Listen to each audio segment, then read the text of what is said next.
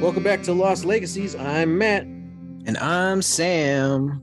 Boy, oh boy, Sam, literally minutes ago before we started recording, I saw the trailer for The Wheel of Time. Ooh, how's that look? It looks amazing. I know nothing about the books except that there's way too many, so I'm never going to read them. But I think it's November 19th, Amazon Prime. So Yeah. I'm going to check it out because it looks magical as heck. Cool. That sounds cool. Well, just over 8 hours ago, I saw the trailer for Moonfall. Oh, yeah. I love a good disaster movie. I love a bad disaster movie even more. Yeah, I mean, as long as it's fun, okay. Yeah. But a lot of them have just been like very run of the mill. I'm looking at you, 2012. Yeah. So I don't know, but this one looks like, and we talked about it earlier, there might be like alien interference somehow. Like, there's just it was just a teaser trailer. The synopsis says something that like the moon is not what it seems or something like that. Okay. Yeah. This is like the Doctor Who episode where the moon just turned out to be a giant egg. Yeah, for like what, like evil spiders? Something like that. So they cloned the moon. I don't know. It was something stupid. Yeah, that was not great episode. I don't think anyone really liked that episode at all. Yeah, I don't think even the people in the episode liked the episode very much. Yeah. So, but talk about science fiction. I believe there's a certain show you want to talk about before we jump into Lost. There is? Yeah, we're talking about What If Marvel. Oh, yeah. You got to be more specific, man. Like, I watch a lot of science fiction stuff. Yeah, that's true. But we prepped this episode. We prepped this episode yesterday. Yeah, it's true. A lot's happened since then. I've slept since then. Oh, that's very true. Now, keep in mind, we're 4 episodes into What If. I've only seen the first 3. Okay. Yeah, dude. First off, you got to watch the 4th one. Like, I think out of all of them, that like tugs the heartstrings the most. It feels like they're getting better and better each one. Yeah. Because like, like the first one was spoilers if you guys haven't seen it yet. But not really, just because I'm just going to talk about like the concept of like What If and the things that they change. So What If is a Marvel series on Disney Plus. It's animated. The episodes are only like half an hour. And basically, it's taking the idea from the comics, the What If Marvel comics, that just took ideas from comics and was like, hey, like, what would happen if Loki was able to pick up Thor's hammer? Or what if Peter Parker became the Punisher instead of Spider-Man? Things like that. It's just like, they're so overblown, they're so out there. But wouldn't it be cool if this happened? So the What If Disney Plus series is that, but for the Marvel Cinematic Universe. So in the first episode, it's what if Peggy Carter took the serum instead of Steve Rogers? And that's great. That's fun. It's a fun episode. And then the second one, the second one is what if T'Challa became Star-Lord? And that just like, that kind of blew my mind. That's probably the most fun that I've had with something from the MCU in a while. And yeah, then the third one is kind of like a cool like murder mystery, trying to like figure out like who killed the Avengers. Like, what if the Avengers had died before the battle in New York? So it's crazy. It's fun. It's really fun. They get a lot of the cast back from the movies. Certain ones not so much, but yeah, there's just there's a lot of people that come back, and it's really cool. It's just fun to just see these movies that have a, oh God, I don't know, a 13, 15 going on like 15-year like movie run, like a 15-year legacy. It's really cool to see them like recontextualized in this way. Yeah, I'm having a blast. It's also cool just to have it like just this era where now these huge high quality movies are on quote unquote TV. It's on streaming, so it's not really television, but they're TV shows. They're shows. but they still have that high quality production budget and quality of writing, and the actors, they're getting the actors to come back. That's like this is new. We've never had this before in TV or film history, to have that connection. There's always been a few outliers here and there. Star Trek had a show and movies, but now like the MCU is really, they're going back and forth. So I love that. And now to have all these major A-listers coming back for these roles in animated form is even better. Yeah. And this was Chadwick Boseman's final performance, which was his also by proc default, his final performance as T'Challa. It was it's good, not, man. It's not his last episode though, because he's supposed to. I believe he has like 3 different episodes that he comes in. I think he comes back throughout this series, but like this is his final performance. It was this show. Yeah. So So it's incredible. How many episodes is this supposed to be? So I believe it's supposed to be 9. That's an odd number. Yeah, I was talking with my friend about this yesterday. Shout out Mickey. We were talking about it yesterday, and he said it was originally supposed to be 10, and then it was bumped down to 8. And then I don't know. COVID is just the reason why it's just such a weird number. But I think 9 is the official number of episodes that we're supposed to be getting. So yeah, we got 5 more. So if you haven't watched it, I suggest you go check it out. They're really fun. Bum your neighbor's Disney Plus password and get on their account. You can have a cool little guest profile. You can have your own little picture. I'm Pluto right now, so the dog. Yeah. So you mentioned Mickey. We got another friend I want to mention. DPagan99. That's right. On Twitter. It's pretty much our first official like non-family member or friend to listen to the show and actually hit us up online. Yeah. So, Daniel, shout out to you, man. These episodes are pre-recorded, so this tweet was like probably a month ago by the time you're hearing this. Yeah, you're probably done with your trip. I think you said that you were listening to us while you were on your road trip. Yeah, that's cool. We're road trip material, man. Yeah. Well, let me just say, he must be having a really boring trip if he's listening to us. Well, I mean, Daniel, I want to know where you're traveling from, because honestly, it takes like 12 hours to drive out of Texas, so I can only imagine that your trip is something, that long and that just lacking in scenery. He's exaggerating, but that's how long it feels when you're listening to our show. No, that's not what I meant. I love this show. I put my blood, sweat, and tears into this show. Don't you dare do that to me. Well, Daniel, thanks for hitting us up. Stick around, man. We would love to hear your thoughts on the show and what where it goes from here. So to wrap up, Sam, I'm going to talk about what if.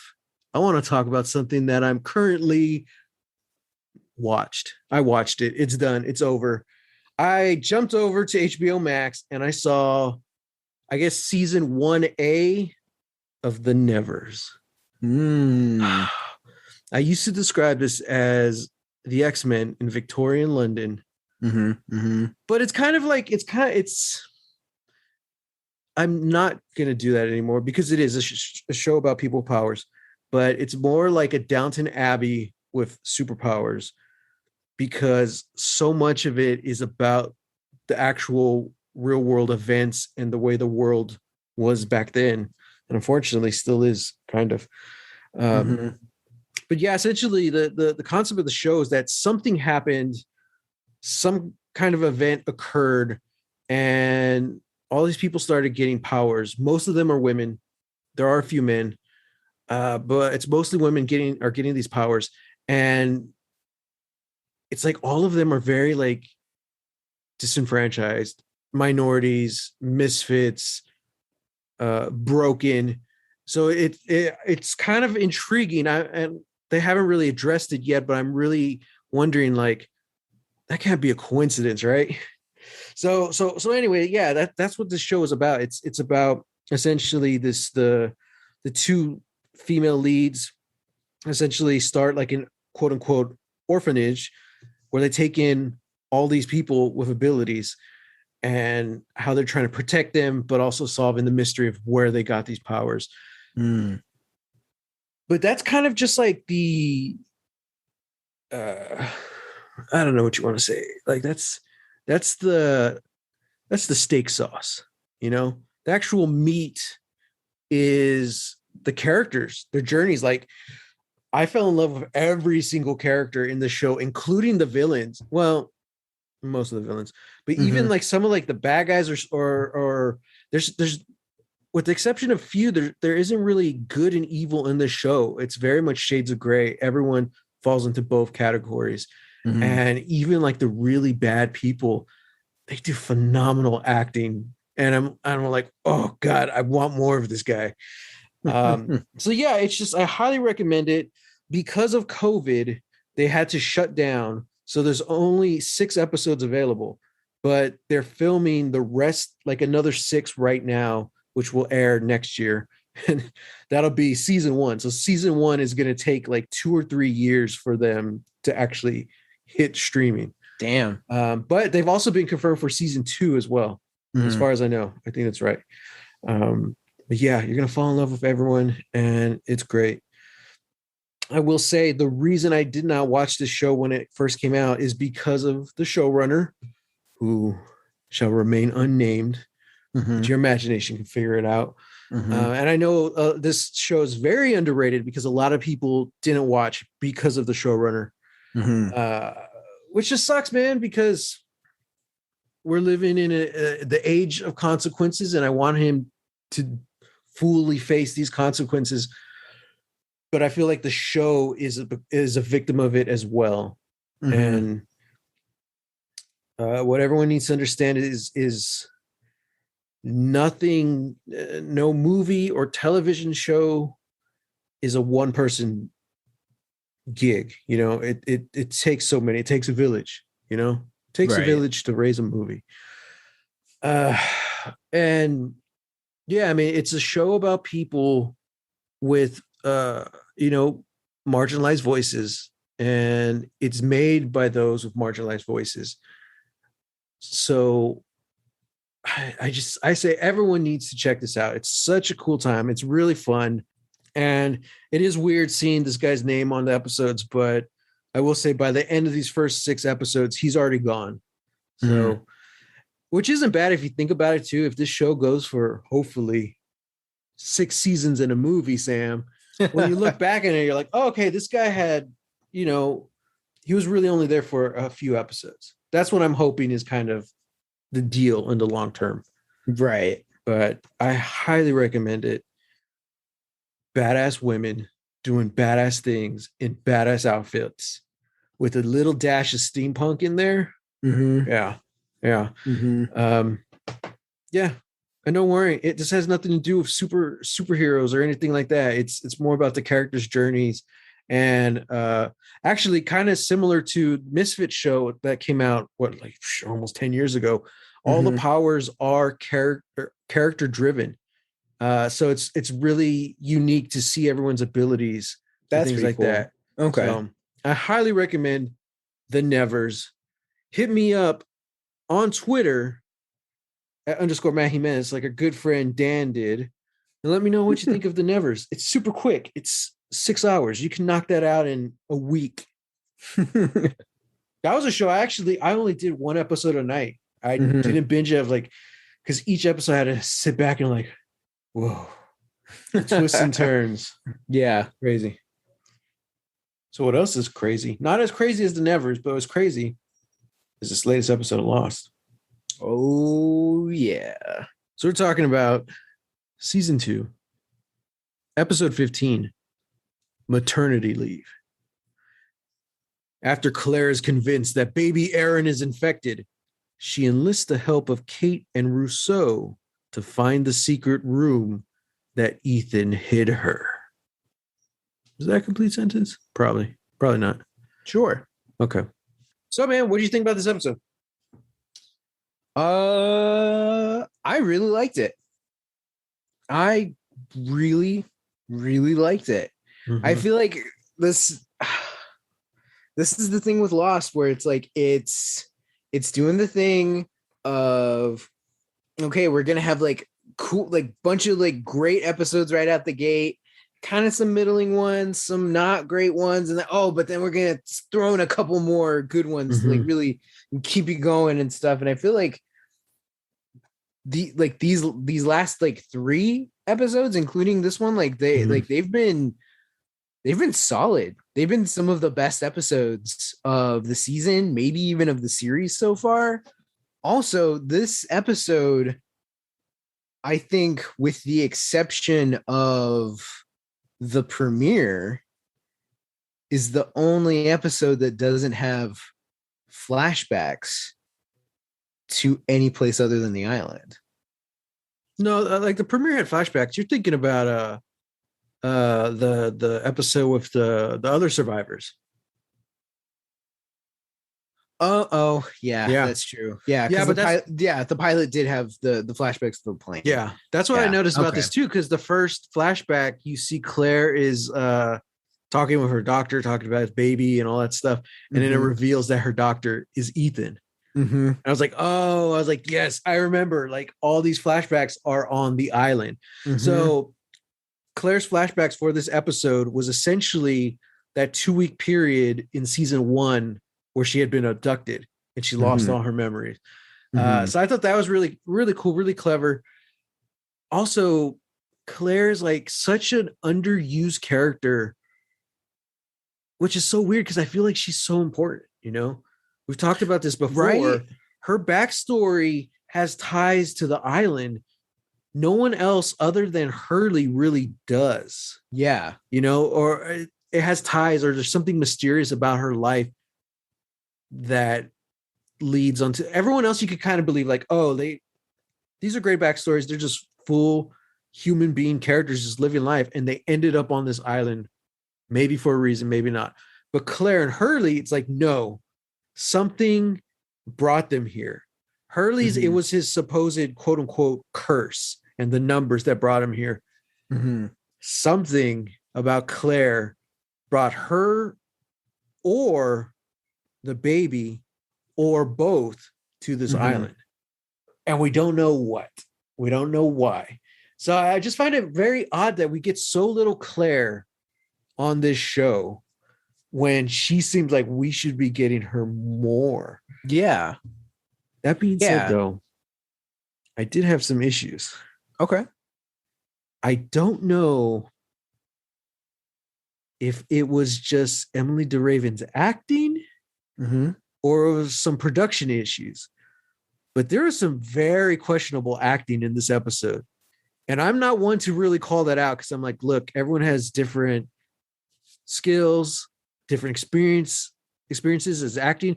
But there was a lot of the performance, especially when Claire was like pissed, that was just coming out like, I don't know if this something's weird. So a big one is like the big confrontation with at the end when they're trying to get the antidote, you know, for baby Aaron because he's supposedly sick.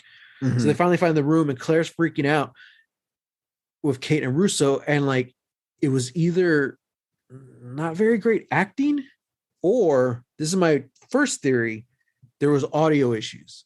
Because like her voice and her volume didn't seem to be matching her performance. Okay. Like it seemed like she was shouting, but it didn't sound like she was. It was so weird. You know?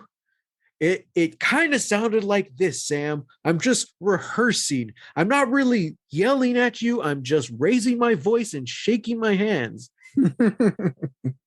Okay. Oh no, they're gonna kill us. You know, it's something like that. Like I think maybe like they had to go back and record some of this like in ADR and something, because maybe it was the room, maybe that set did look kind of echoey. I don't know. Yeah, it really Maybe did. that was it, but so I can't blame her for that. But it was just it kind of threw me for a loop, and I was like, this is kind of Claire's big episode to shine, and I feel like she wasn't really able to fully do it for some reason. Yeah. But everything else in the story and Claire's journey in this episode was great. A little annoying, especially because she's so antagonistic against Russo, which, okay, I understand. Yeah, Russo stole her baby. Yeah. You know, she had it coming. Yeah. But it's, I don't know, maybe I'm backtracking. Maybe this is why we don't have more Claire. Because the way they wrote her character for this is like, she's a strong character, especially after she got kidnapped. When she came back with no memory in season 1, she was a stronger character. Before, she always felt like, oh, I'm a damsel in distress, blah, blah, blah. I can't have this baby on this island. But when she came back with no memory, it's like there was a strength to her. Like, she's like, we're going to figure this out. We're going to handle it. She's still nervous. She's still afraid to have the baby. But there was like a courage to her. And now here we are in season 2, and it's almost like too much. I'm like, hold up a second. You're saying goodbye to your baby so you can run off into the jungle to chase like something you may or may not have seen, because she's having these weird kind of flashbacks trying to get her memory back. It was just, you're fighting everyone who's trying to help you, and like, there's just so much about it. I don't know. I think it worked out in the end. By the time the episode ends, like it all wrapped up because she does have her memory back. Yeah, and it kind of fit. I think my main thing is maybe is the way it was revealed, because as an audience, we know, like, dude, Russo's trying to save you. I could tell because I saw it in like the half a second flashback that just flashed in front of my eyes. You know what I mean? Like, Russo is the quintessential anti-other. It doesn't make any sense why she would be working with them. Like, I mean, no, I can agree with you on that, where it's like, I think maybe the writing this episode was a little janky. Yeah. How certain things are revealed, maybe like in the edit as well. It was saved by the dots they connected. Exactly. Really cool. Yeah. Exactly. Yeah. And I don't know, like as much as we've been championing, having Emily DeRaven like lead, like be a bigger part. Like, there was something that was kind of off about, this one. And like I kind of felt the same way. It's just like it's this thing of like having a character be scared. Like, that's their first reaction to everything. Like, I'm scared, I'm terrified, I don't understand, so I'm just gonna keep like panicking, you know. And it's like, like I guess to a point, like, these people do still need to feel like real people, you know. But it kind of feels like at this point, every main person on the island that we've been following or that's getting a flashback, we've kind of stopped seeing them as real people, and they're Lost characters. This is a character on Lost. Right. So then to shift back to that for Claire, it does feel kind of odd. And I feel like because she hasn't had as much development as everybody else. Jack's had like 5 flashback episodes. Claire's had 1. Right. So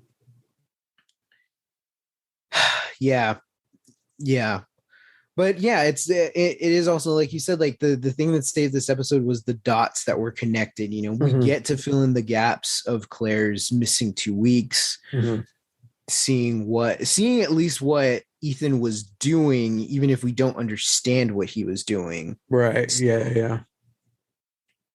And learning a little bit more about the others and what they were going to do with Claire, So how to explain this without just ranting? because I don't want to dwell too much on it. Like, I understand Claire's feelings towards Russo because Russo did take her baby, but this is one of those cases where the audience has more information than your lead, and it could be done, but you have to do it really carefully. I just feel like there was a lot of like little either cut corners or I don't know, conveniences. And like one of the big ones I noticed was in the very beginning, Jack and Locke have both changed their minds from the last episode. Oh yeah, that was a big switch. Yeah, all of a sudden Jack is all like, we got to keep him in the back, Henry Gale locked up and all this stuff. And Locke's like, oh, but what if he is who he says he is? And it was so different. Just one episode ago, I'm like, wow, that's a bit jarring. Like, okay. Yeah. Weird. And then another thing, which is kind of, you remember the Charlie episode when you mentioned you knew it was going to be bad when the sister-in-law walks out just after she had a baby? It's kind of things like that. Like, yeah, this is kind of common sense. Like, why did you write that? Ethan, he has drugged Claire. He's drugged Claire for what seems like weeks. He's trying to keep her on his side, right? That was really good writing, the way he manipulated her and like all the decisions of Claire staying. Like, he knew she had to stay of her own will. I thought that was great. That is like the definition of manipulation and gaslighting. I'm like, that is twisted. I love it. So why, Sam, did the baby crib have airplanes labeled Oceanic? Do you want her to like, oh yeah, I was on a plane crash. What happened? Like, it seems like you're trying to sober her up. Like, it just didn't make any sense. Yeah. It's cool because it's a flashback to like her creepy nightmare she had in season 1. But why, as an other, like, okay, we just happen to have these planes with this logo on it, or I'm gonna go order some and have it shipped to this island. There's just too many weird things like that. Didn't make sense. Yeah. Yeah. That was kind of the thing that bugged me. Like, all you had to do is just make it a plane, not even one that looked like a commercial airliner, just make it rocket ships or airplanes, like a little biplane or something, like, and we could get the same impression, because she sees it spinning, and then you could just do like whatever. But no, the fact that it looks like a commercial airliner that looks like it says Oceanic on it, it's like, that's too much, guys. Yeah, it seemed like they were trying to lost us. And they lost us. I'm just like, yeah, that was a little too much. But that's pretty, like, we've pretty much talked about like all our negative thoughts about this episode. But there's a lot of really good stuff. I Claire going on this journey was really good, and it's gonna be, I can't wait to see what happens with her character now that she has these memories back. Especially, it all, like, she's also been dealing with Charlie this whole time while not having memories of those 2 weeks. So now that she's she has that gap filled in, it's like, okay, who is Claire now? How's she going to deal with Charlie and all that stuff and blah, blah, blah. But we got a little more info on Russo.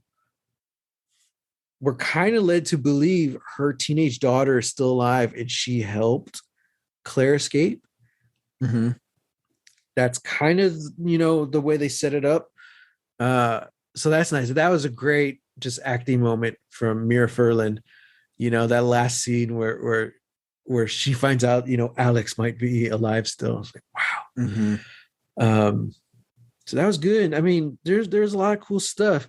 Mr. Echo waltzing on down into the hatch to shake things up, man. Like, oh, dude, when he has his confession with Henry Gale. Oh man, I loved it. I don't know why he's confessing to him. He just didn't want to know to do it with anyone else. Like, see, that's another thing too. Like, not to harp on it as a negative. It's just I don't understand. Yeah, like I don't understand where that's coming from. Yeah. I do kind of, as far as like a therapeutic look goes, like I understand wanting to talk to a stranger more than someone you know. And in Mr. Echo's case, these are, whether he knows them or not, like this is his new group. Yeah. But I think part of it was also his way of interrogating him, because you see him switch like halfway through that conversation when he knows Henry Gale's lying. And like the Mr. Echo that walked out of that room was a much more like volatile man than the one who walked in. So like he knows that something's up with this man. And like he gives that look of judgment. He's judging this man. I'm like, yeah. Whoa. Yeah. Oh man. Okay. So that one I'm kind of give a little more leniency for whatever reason, like that worked. But yeah, let me see. I'm just looking at my notes. Oh yeah, when we meet the big guy from the others without a beard. Oh yeah. The only reason you clearly tell is it's his voice. So he goes to confront Ethan, and they're talking about Claire with the freaking door open. I'm like, what? You guys are idiots. Anyway, that's just here on my notes, just so you can dramatically close the door on Claire. I'm trying to find like good notes here. I put zombie baby, totally zombies baby. Maybe that was a thought I had. Libby, who is a clinical psychiatrist, right? Is that what she said? Yeah. She tried some meditation tactics to get Claire's memory back. I thought that was cool. That was a nice little touch. I was like, all right, cool. We're getting to know more about her slowly. And then Claire has that crazy, weird flashback. And I'm like, I had to write in my notes. I'm like, girl, you gotta cleanse your chakras. Like, man. Yeah. So good stuff. There's new shots of Hawaii. They filmed in different parts of the jungle, I guess, because I didn't recognize some of those trees. I'm like, man, this place is beautiful. Yeah. They went to, I guess, what is hatch 3? Yeah, that so far that we know. Yeah. Yeah, this is our third hatch. This one definitely seems more medical related. Yeah, it has an operating room. Okay, no, we keep like pulling out these plot holes, right? Yeah. So Ethan literally kidnapped Claire a few weeks ago. So when Claire, Kate, and Russo find the hatch, the place is covered in cobwebs. The lights are busted and blinking. I'm like, what the? If they what happened? If they wanted to shut things down and just leave, okay. If for some reason they wanted to wreck the place and empty it, okay. But I doubt they went and filled it with cobwebs. Although, if you think about it, so Kate finds the locker, right? I wrote Kate made it backstage because she finds the locker. She finds all the quote unquote others' clothes hanging on hangers. And she finds like a makeup kit with a beard and like theater glue and all this stuff. I'm like, okay, so there's a production going on here. This is my theory, Sam. Because they crashed. What was it? September 22nd.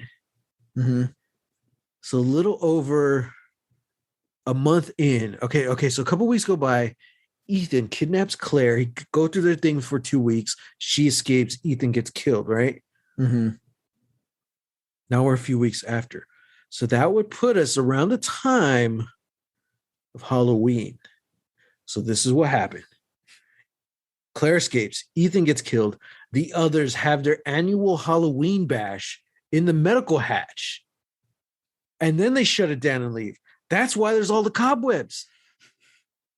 It was a Halloween party. From a Halloween party. I mean, it makes sense on a timeline perspective. It's probably like early November for them right now. So that party was probably a few days, if not a week ago. Oh my goodness. I'm surprised we didn't see any red Solo cups, sitting in the corner. Well, like it's still it's still a work function, so you gotta at least clean up, get the trash out, the decorations can stay up for a little while longer. Yeah. Wow. All right, Carlton Hughes, Damon Lindelof. All right, we just fixed your plot hole for you. It was a Halloween party. We solved your lost puzzle. Yeah. Oh my goodness.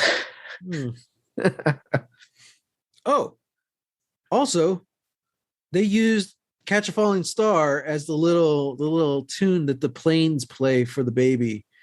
That little. Oh yeah. Yeah, and that was the song that she was telling the couple that was going to adopt the baby. Could you sing that? That's what my father and my mother used to sing to me, and they're like, yeah. Mm-hmm. Once again, why are they trying to sober up Claire? It's completely counterintuitive to what the others are doing. So they put the song, they put oceanic things on there. Like, I don't know. Well, now, like, to be fair, I don't think that's all in the others. That stuff is just in the hatch. Oceanic planes with the song that Claire.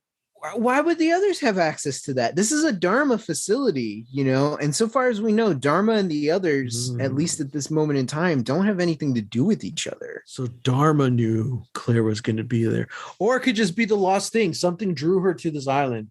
Yeah. It's a kind of fate thing. All right, so because I can imagine that this medical hatch, like obviously, it's used strictly for like medical purposes, but they have that room there that is decked out as like a kid's room. That has to be something for either like a member of the team who is pregnant or for just their children. If their children happen to be on the island or they're born on the island, they're going to need a room, for them to just be around it. So it's like this is just the same thing as them having the pantry full of all the Dharma stuff. Like, this is just Dharma certified children's playroom, baby room, Okay, so we're filling in all the plot holes with magic. Yes, it's magic, Sam. Yeah, it's magic. Okay, no, I could see that. And in this universe, in the Lost universe, Oceanic is probably like the most popular airline. So statistically, sure, if you get a group of planes, it probably say Oceanic. Yeah. All right. I mean, I could see that. It's messy, but like it's messy, but you're changing my mind. Works. I think the real key to this puzzle is the Halloween party. Yeah, because once I figured that out, I was like, oh, maybe they do know what they're talking about. These writers. Yeah, maybe. All right. Okay. I see what they're doing. Nice. All right. I like it. Great episode.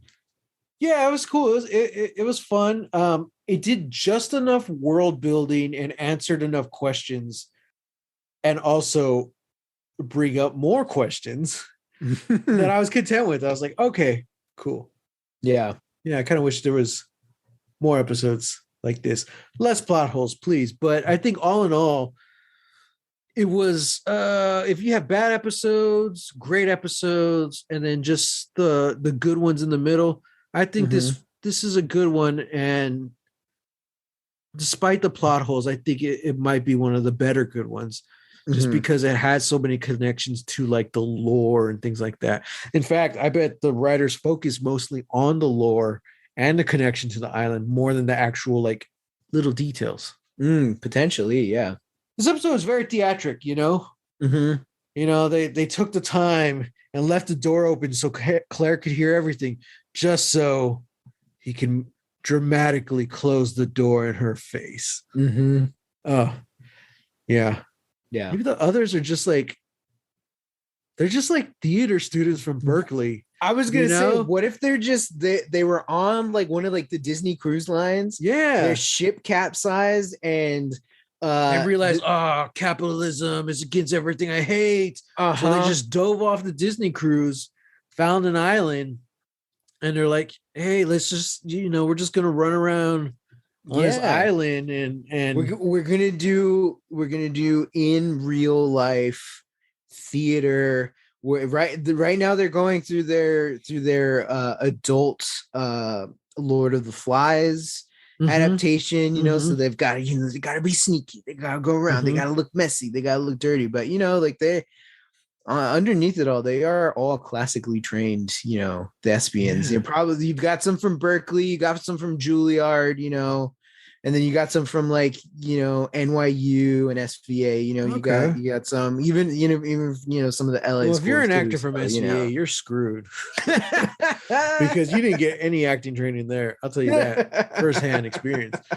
Actually, I take it back because I did take an acting for directors class there. That was my very first acting class before I even had any inclination that I wanted to be an actor. See, that's probably where Henry Gale got it. Yeah. Okay. All right, SVA. I see what you're doing. I'm filling in your plot holes. Okay. Wow. I just filled in a plot hole of my life. Yep. Wow. It's finally paying off. Off for you. I'm glad. Okay. And I mean, I guess they're like really working out a lot because they gotta be. Ethan seemed really strong. Yeah, Ethan broke every single bone in Scott's body. Yeah. Steve's body. Yeah. One of them. He like Navy sealed his way up from the water. Yeah. Yeah. There's not much to do, Just act and swim. Wow. Kind of sounds like a paradise. Maybe I want to go become an other. So we're going to send in our resignation. Unfortunately, this is the last episode of the Lost Legacy podcast because Matt and I are now going to go be others on some like internet out deserted there. island. Yeah. Yeah. Yeah. It's probably like rudimentary, we could podcast on the island. Yeah. Or, they did pick up the, what was it? Moonlight Sonata or Moonlight Serenade? Moonlight Serenade. Maybe a podcast through time. Oh, that's cool, man. That's cool. I like it. Okay. Huh. This is interesting. Yeah. There wasn't too much B plot other than everything like A and B plot. It was all Claire. There was just to sort of wrap up the Henry Gale stuff, like he and Locke have a scene at the end together. And that was a lot, and it was interesting too because essentially Locke just sort of really takes to heart what Henry says about Jack calling all the shots. And he just sounds like one of those like snooty, teacher's pet kind of guys. It's like, oh no, of course. Yeah. No, of course. You're right. I was mistaken. I was mistaken. Yeah. Yeah. I just don't see why, you let the doctor make all the decisions. It's like, it's that passive aggressive BS. Yeah. And I'm just like, Henry, shut the hell up. Well, if he is another, he's a classically trained actor. So they're masters at passive aggressivism. Yeah. There you go. No, I get that. But I was also referring to the fact that, he's a drama queen. Oh, yeah. Well, fine. I mean, I don't know why you let him get all the lead roles and I'm the, I'm the understudy, the understudy. Fine. I was going to say, like, is there like a term for someone who just plays a prop?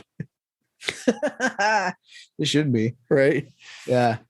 He plays the what's the word for what was it in I'm sorry, I'm gonna cut this. I was thinking about a script I was writing. What are they called? What were they called in Amadeus? The guys who move everything. I don't know, because I was the major domo. But there were like the other ones. Oh, okay. I forgot what they call. I don't know. I can't believe you. Oh, I'm sorry. I was thinking about something from a script I wrote.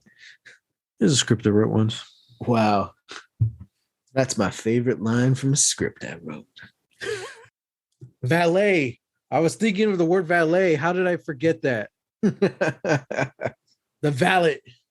The valet. Wow. There's not even a valet in the show. But they wrote one just for me. Did they? They must love me. No. Oh. That was an excerpt from the script I was writing. Oh my. Oh, that's right. Valet. That's stupid. Valet. You mean valet? I didn't even know the show had a valet. Wow. That just hints how bad of an actor he was. Oh man, I wrote that years ago. It's got to be so does 10 years ago. Does that also hint of how bad of a writer you were back then? Yeah. It was supposed to emulate real life conversation. Oh no. Huh. Wow. I'm trying to think, like, how do you improv bad real life conversations?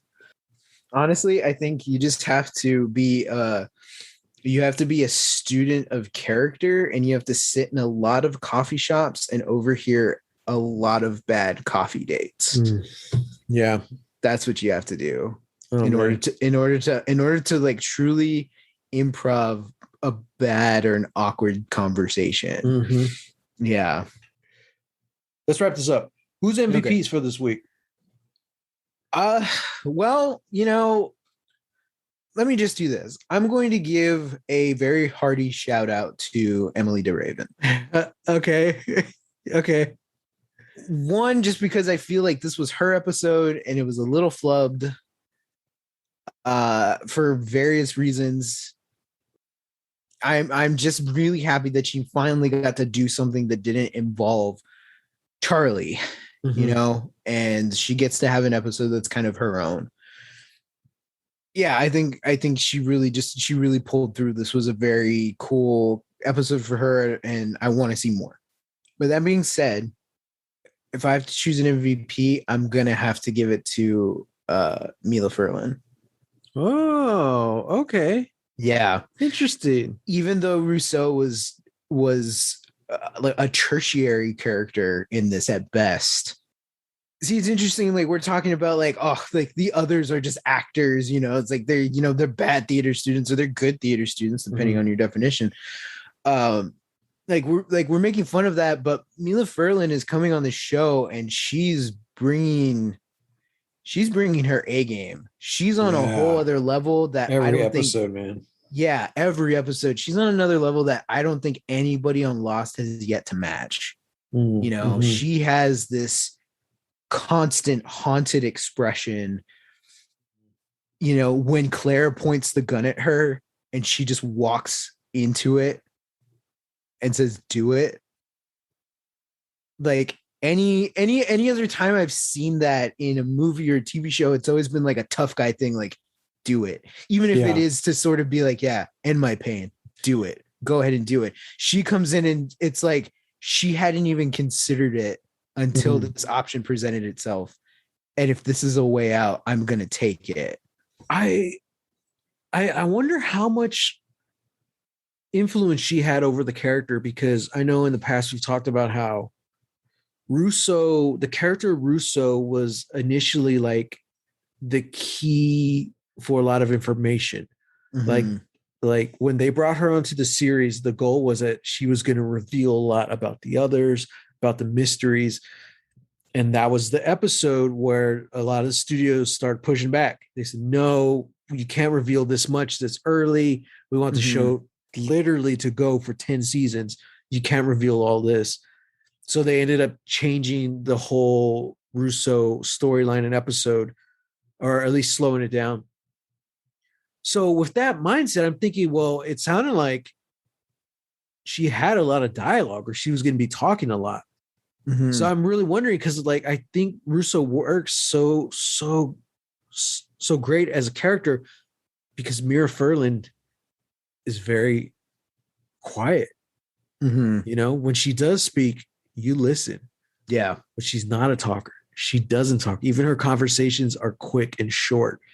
And the character's crazy.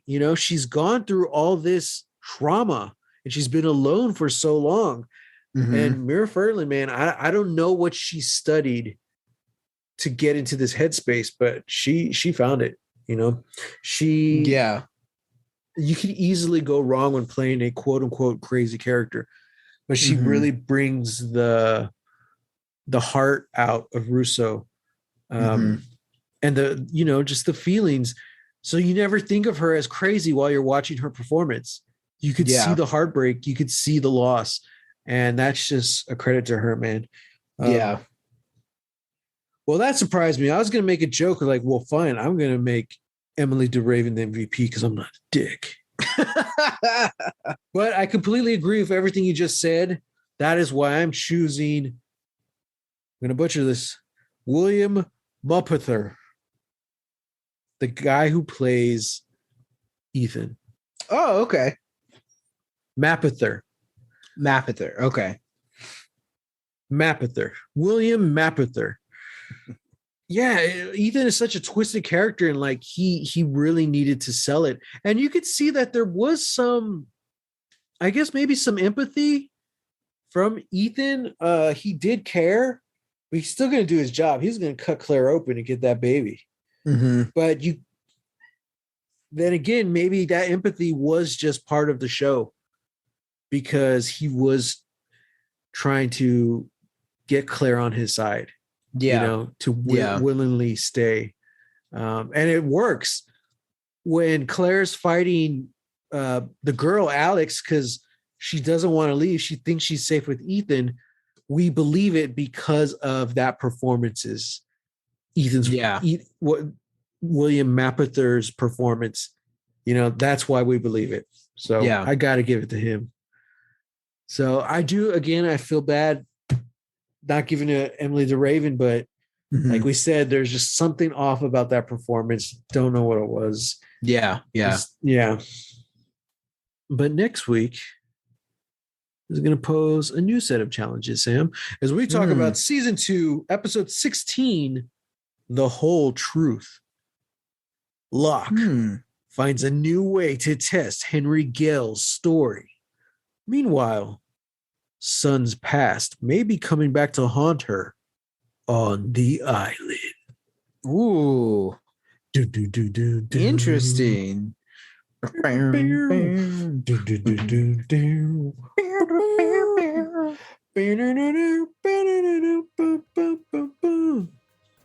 So as always, you can catch us online. Be like Dan, DPagan99. Be like him. Follow us. Shoot us a tweet. Yeah, shoot us a tweet at hashtag Lost Legacies. Or you can find me at _ Matt Jimenez on Twitter and Holy Hand Grenade of Antioch on Instagram. And you can find me on Twitter and Instagram at Reel, that's REEL, Texas Weirdo. So next time, get lost.